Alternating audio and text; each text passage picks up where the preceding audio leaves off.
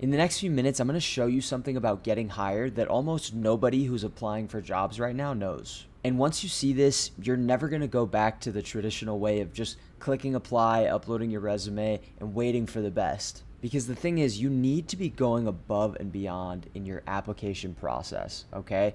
If you don't know me, I'm Chad. I've generated millions of dollars in tech sales. I've been a top performer in one of the most competitive companies in the space, and now I help other people build remote skills, cash flow, and independence in their life. I'd say the number one problem with people, and I've worked with many people and helped them break into desirable tech sales roles, usually where people are at before working with me is they're mass applying.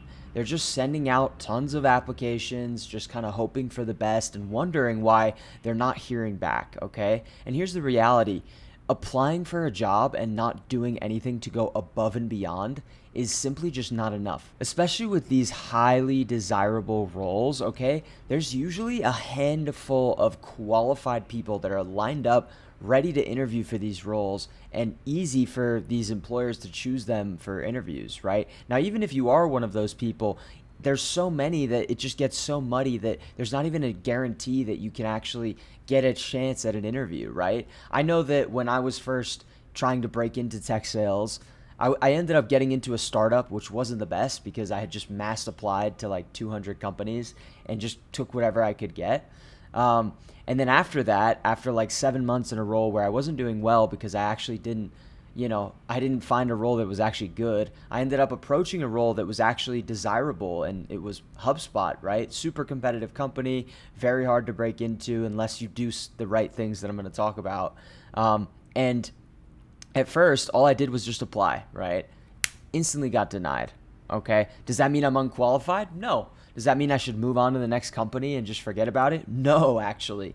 What I did is the strategy I'm about to tell you that ended up allowing me to literally a few days after getting denied, end up getting an interview and getting the role, okay? So this is why applying just doesn't work. It's almost unnecessary. Now, you should still apply to these companies when you're going to when you're trying to approach them. But once you do that, that's just the beginning. That's just a small little seed of like a prerequisite you need to do, okay? The next thing that you do is make what's called an internal connection, okay? You almost want to go undercover to make a connection with somebody and add them into your network and actually speak with somebody in the role at that company because it's going to go so far for you. I'm going to explain, okay? So have you ever heard, let me ask you this, have you ever heard about people who got a certain job just because they knew somebody or, they had a connection with somebody and you're kind of like, you're a little jealous. You're like, oh, yeah, that person just knew somebody. Lucky them, right? The fact is, that's actually a real thing.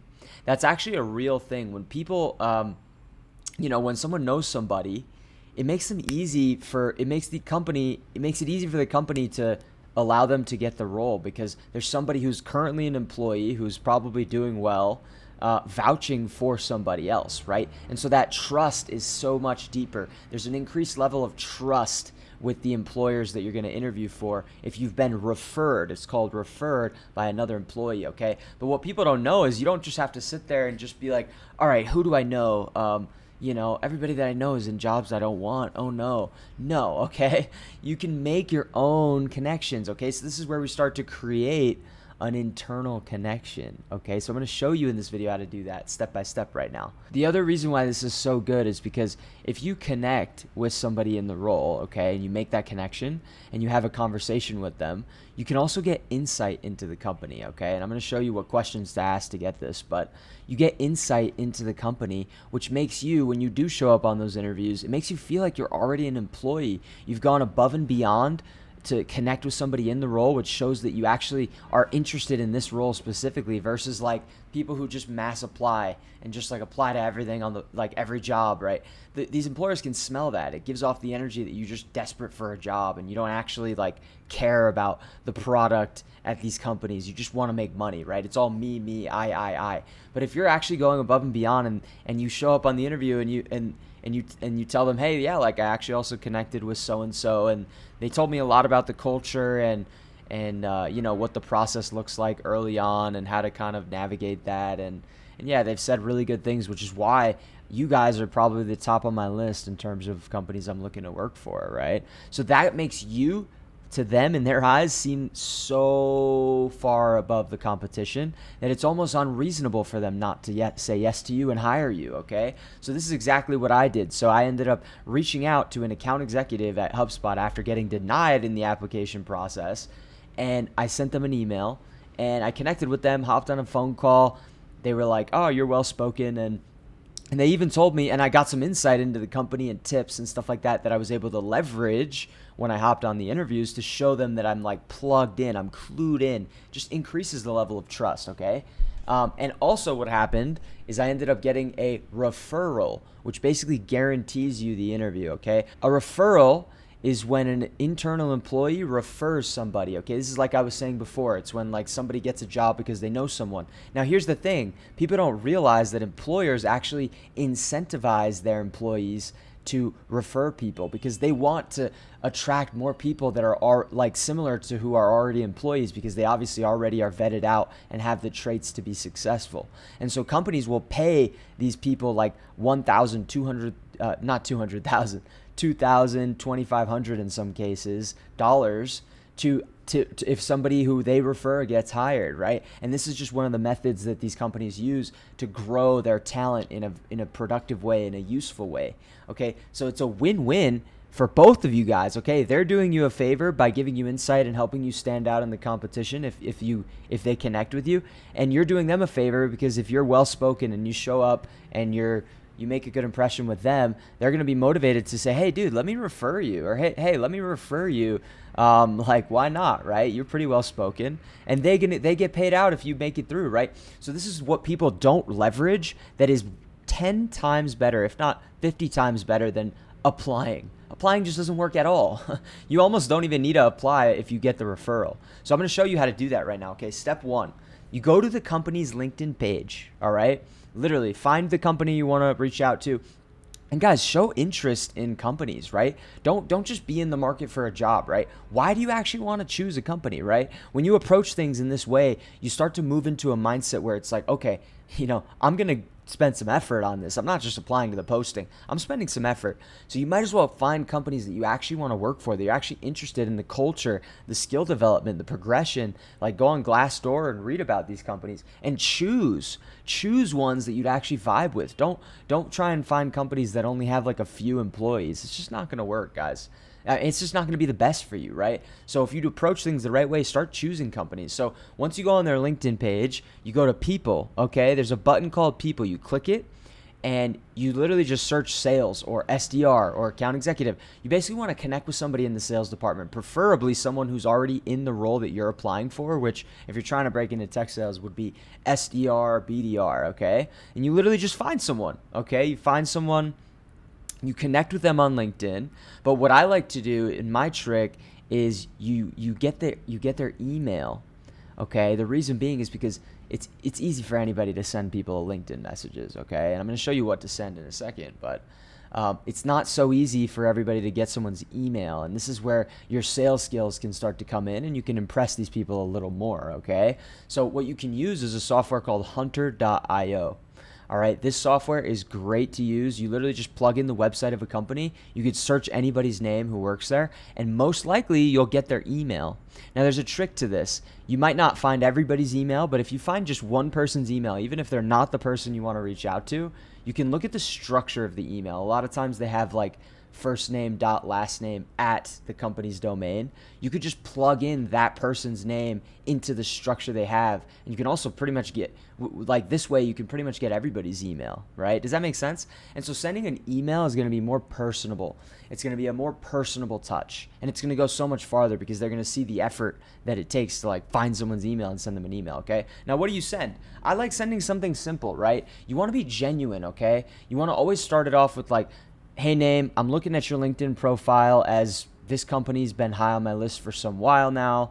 I saw that you've been in the SDR role for about X time, right? Call out anything else. Do they have any achievements? Is there anything impressive that you genuinely find impressive? Did they work at a similar place as you in the past, right? Call out something of relevance, right? You want to be personalized, right? Maybe it's hey, I saw that you also have a background in healthcare, which I also am currently in and trying to make a transition into tech sales. I was wondering if you'd be willing to share some thoughts on how your success has been so far in the role, and maybe if you have any tips for navigating interviews as well, given that you've been successful over there.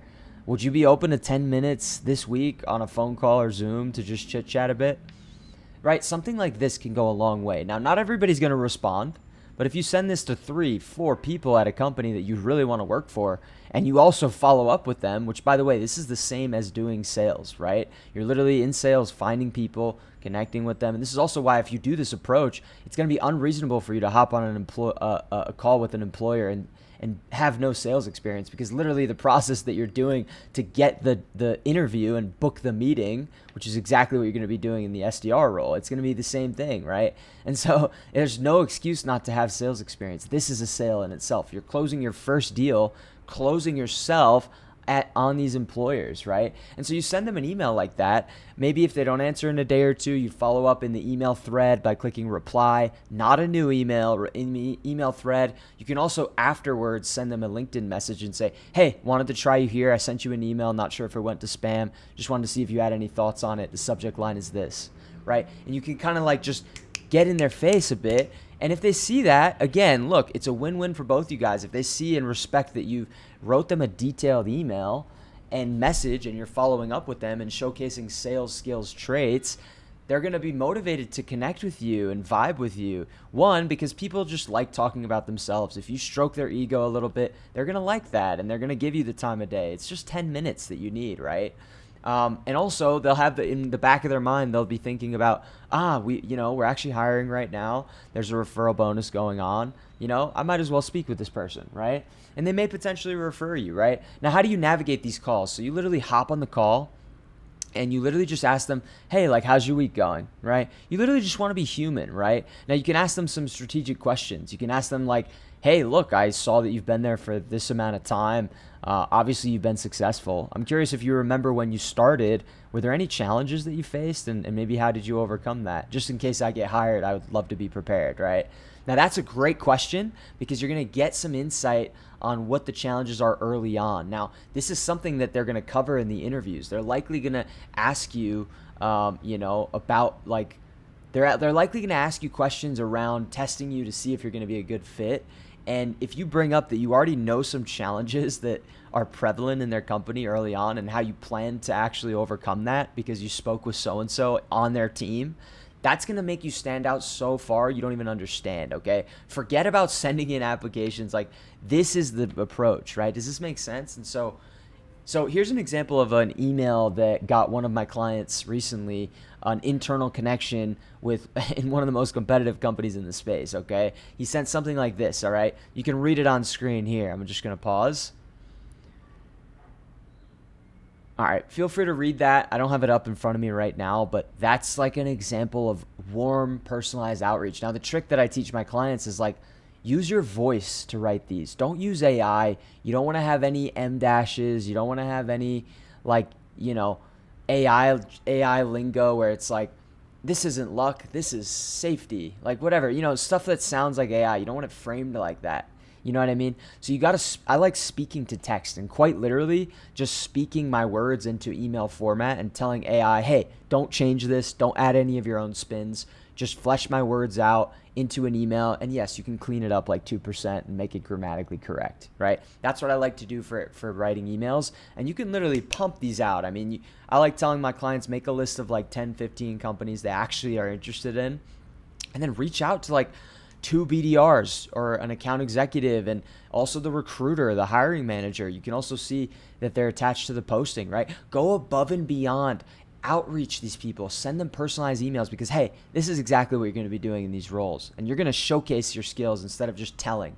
Anybody can craft up a resume and just lie, but not everybody can show that they have the skills by actually booking meetings with people, which is exactly what they're going to pay you for, and going above and beyond to gain insight, and you're showcasing and demonstrating these traits that they're looking for: curiosity, commitment to winning, above and beyond. You're someone who takes initiative, right? So this is how you approach these big companies, these desirable companies, these competitive companies, and stand out. Okay, applying is dead. This is the new way. Okay, so that's all for this video, guys.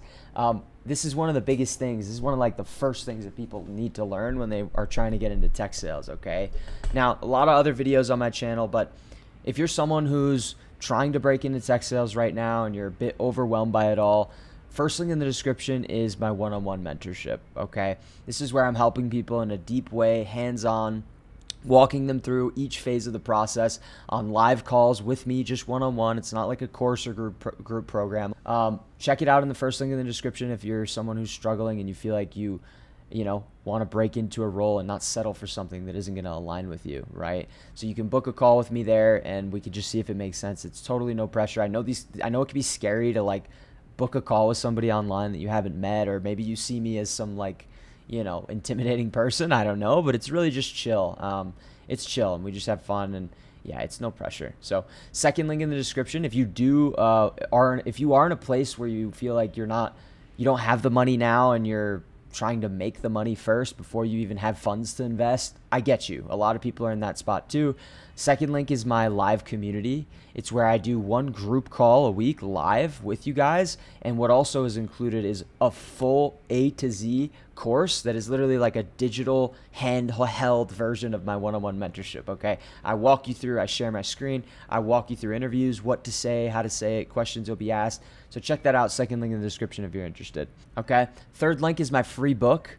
Check it out. It goes through a lot more depth into tech sales if you're just a beginner. So check that out if you want, if you're not looking to invest in anything. And yeah, if you want to watch more content, check out one of these videos on my channel here that goes into more detail into tech sales and how to crush and land your first role. All right, I'm out for now. Hope you enjoyed. Bye-bye.